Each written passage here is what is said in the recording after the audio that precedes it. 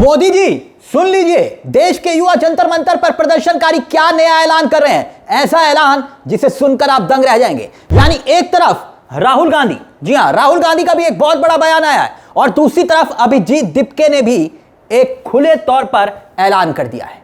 यानी दो बयान, दो नहीं तीन बयान। वहीं दूसरी तरफ मोदी अमित शाह के खिलाफ बीजेपी में ही मोर्चा खुल गया है। जी हां, बीजेपी के भीतर सबसे बड़े बीजेपी के चेहरे रहे, उन्होंने मोर्चा खोल दिया है। जो अब तक नहीं हुआ था वो हो गया और बकायदा यह कहा जा रहा है कि जो हो रहा है वो गलत हो रहा है, सरकार तुरंत एक्शन ले। बात सिर्फ इतनी नहीं है, बकायदा बीजेपी के अपने खुद के युवा संगठन सड़कों पर नारे लगा रहे हैं। क्या? धर्मेंद्र प्रधान इस्तीफा दो। बिल्कुल सही सुना आपने। दो बड़े चेहरे बीजेपी के घर में क्या इस वक्त बगावत छिड़ गई है? क्या दिल्ली में इस वक्त अफरा तफरी का जो माहौल है, जगह जगह पुलिस का पहरा है, किले में तब्दील हो चुकी है लुटियंस दिल्ली। सेंट्रल दिल्ली में चारों तरफ छात्रों का सैलाब ही सैलाब है। लेकिन सबसे पहले सुनिए मोदी जी, प्रधानमंत्री नरेंद्र मोदी, अब उनको यह सुनकर अच्छा नहीं लगेगा। क्यों नहीं अच्छा लगेगा कि जंतर मंतर के मंच पर जो आंदोलन कर रहे हैं युवा, वो आंदोलन और तेज हो गया है। आधी रात को मोदी जी ने पहली बार, आपने देखा ना, वीडियो बनाया। कैसे वीडियो बनाया वो भी आपने देखा कि गुस्सा शांत हो जाए युवाओं का, लेकिन वो गुस्सा और उबाल मार रहा है। सुनिए, सोनम के अनशन खत्म होने के बाद भी जंतर मंतर पर जो ऐलान किया गया है ना कि आगे होने क्या वाला है, अब वो होगा जो अब तक नहीं हुआ है। अब धर्मेंद्र प्रधान के इस्तीफे से बात आगे निकल चुकी है, क्योंकि कहा जा रहा है कि भाई 20 जुलाई को जो बर्बरता दिल्ली पुलिस ने बरती, युवाओं पर बरती, उसे हम ऐसे नहीं जाने देंगे। हर एक अफसर को जिम्मेदार ठहराया जाएगा। और तरीका क्या अपनाया है, सुनिएगा तरीका। इस तरीके को लेकर अब कहा जा रहा है कि जनता के सामने जनता की अदालत, और जनता ही तय करेगी कि होने क्या वाला है। ऐलान किया जा रहा है कि जल्द ही हम एक वेबसाइट शुरू कर रहे हैं। वेबसाइट यानी कि युवा एक ऐसी वेबसाइट बना रहे हैं, कॉकरोच जनता पार्टी वाले, ताकि हर कोई ऐसे अफसरों की फोटो और वीडियोस अपलोड कर दे जिसने उस दिन बर्बरता बरती, सबूत के साथ, प्रमाण के साथ। अब सुनिए क्या कहा जा रहा है, और फिर उसके बाद किसने मोदी और अमित शाह दोनों को हिला दिया बीजेपी के अंदर, बीजेपी के बहुत बड़े चेहरे ने। पहले जरा सुनिए क्या कहा जा रहा है। दोस्तों, 20 जुलाई 2026 को जिस तरीके का क्रूरता दिल्ली पुलिस और आरएएफ के जवानों ने दिखाया यहाँ के पीसफुल प्रोटेस्टर्स के लिए, वैसा क्रूरता जवाबदेही के बगैर हम लोग नहीं जाने देंगे। तो जैसे हम लोगों ने पहले भी अनाउंस किया, हर एक ऑफिसर जिसने सीधा बच्चों के ऊपर हमला किया, सर फोड़ा, हाथ तोड़े, पैर तोड़े, थप्पड़ मारा, छोटी बच्चियों का, लड़कियों का मोलेस्टेशन किया, सेक्सुअल असॉल्ट किया, वो एक पुलिस ऑफिसर को हम लोगों ने चेतावनी दी है कि हम लोग चुप नहीं बैठेंगे, सब याद रखा जाएगा एंड हम लोग भूलेंगे नहीं कि क्या हुआ उन लोगों के साथ। एंड इसी वजह से हम लोग एक वेबसाइट लॉन्च कर रहे हैं। उस वेबसाइट में हम लोग सारे प्रदर्शनकारियों को रिक्वेस्ट करेंगे कि जिन पुलिस वालों ने उनके ऊपर हमला किया, अटैक किया, उनका सर फोड़ा, अगर उनका आपके पास पिक्चर्स है, अगर उनका आपके पास वीडियोस है, तो वो आप अपलोड करें। हमारा कॉकरोच जनता पार्टी का जो टीम है वो उसको छांटेगा, आइडेंटिफाई करेगा। एक पुलिस वाले को हम आइडेंटिफाई करेंगे एंड उनके खिलाफ एक कंप्लेंट फाइल करेंगे, ये बोलते हुए कि एफआईआर उनके खिलाफ फाइल होना चाहिए। अगर दिल्ली पुलिस एफआईआर नहीं फाइल करती है ऐसे दहशतगर्दों के खिलाफ, तो हम लोग कोर्ट भी जाएंगे।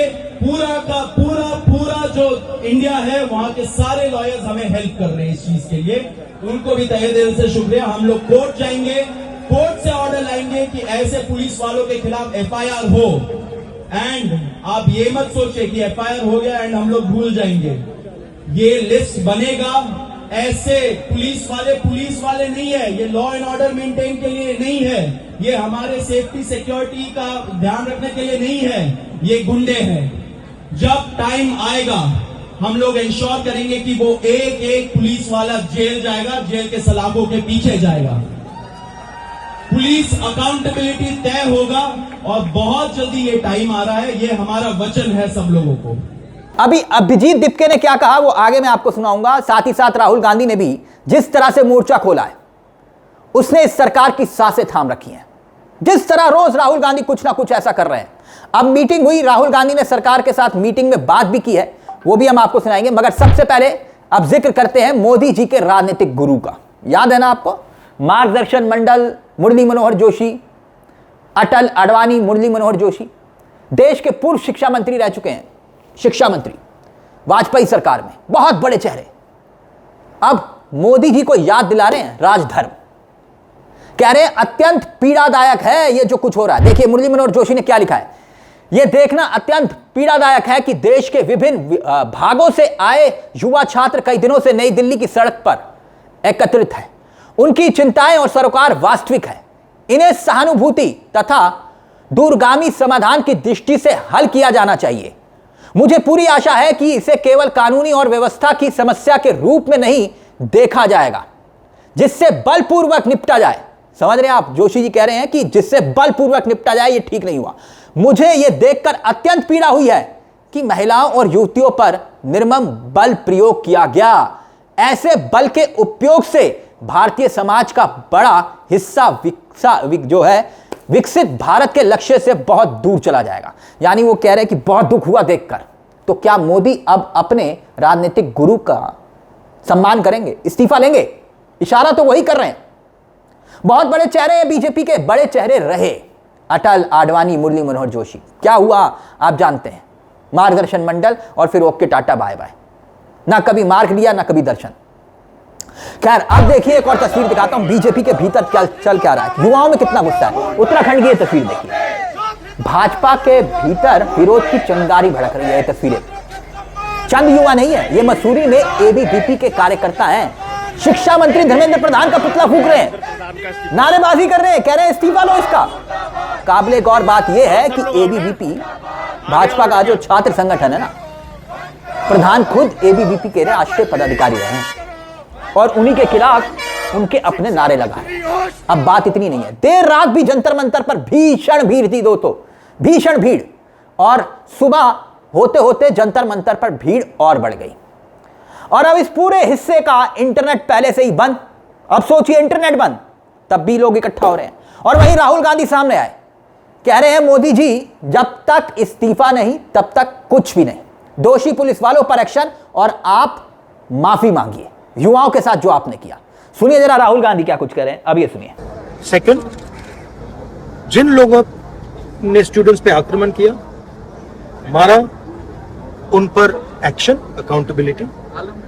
और third, that prime minister should apologise to the students. These are the three conditions.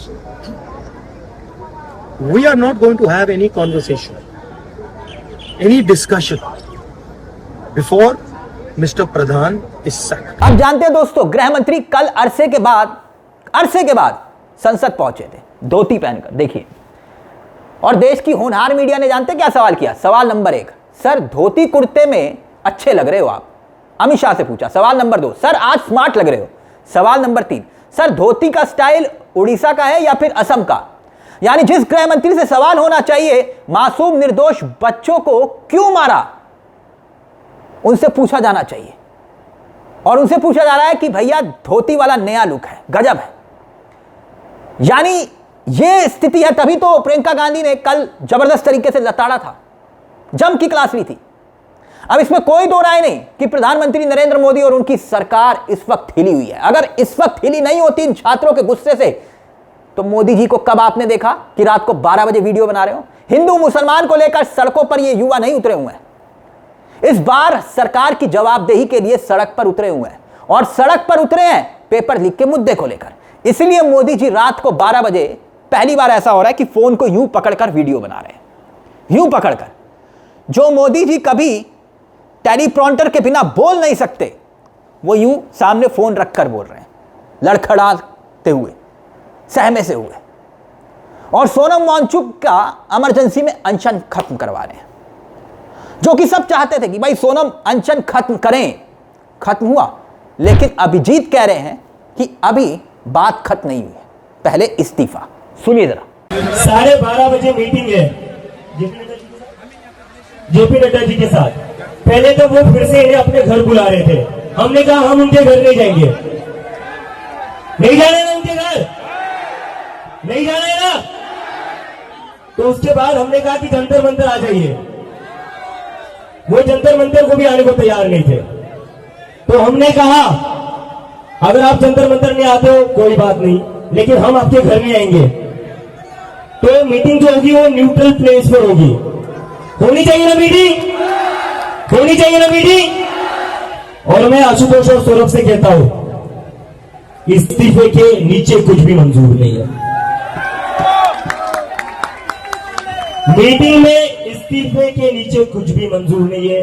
20 से ज्यादा बच्चों को आत्महत्या करी थी, सैकड़ों बच्चे के सर फोड़े गए हैं। 20 जुलाई को सोनम सर को 26 दिन तक भूख हड़ताल करनी पड़ी है।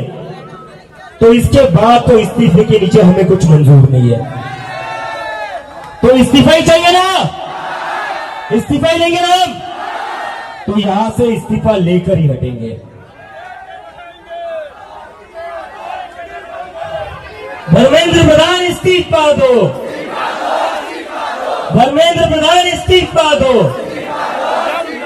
धर्मेंद्र प्रधान इस्तीफा दो।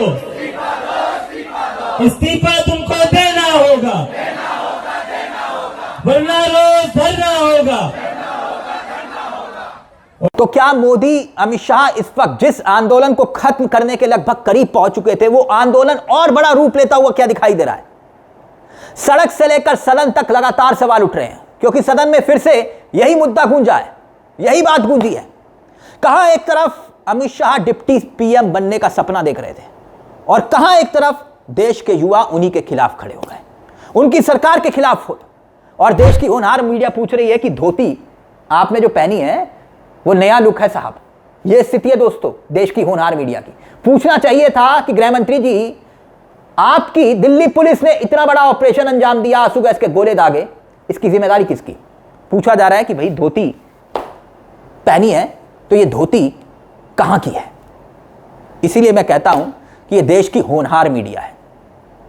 खैर, इस पूरे मामले को लेकर आपकी क्या राय है? आपको क्या लगता है कि ये जो कदम उठाया गया कि भैया वेबसाइट बनाएंगे और उन पुलिस वालों को सामने लाकर रखेंगे जिन्होंने बर्बरता बरती, मगर उसका जिम्मेदार कौन? अपनी राय कमेंट बॉक्स में जरूर दीजिएगा। मुझे तिलक चावला को दीजिए इजाजत। बेल आइकॉन दबा लीजिएगा। मंच आप ही का है, जहां हम सिर्फ खबर नहीं दिखाते, खबर के पीछे की खबर भी बताते हैं। नमस्कार, जय हिंद, जय भारत।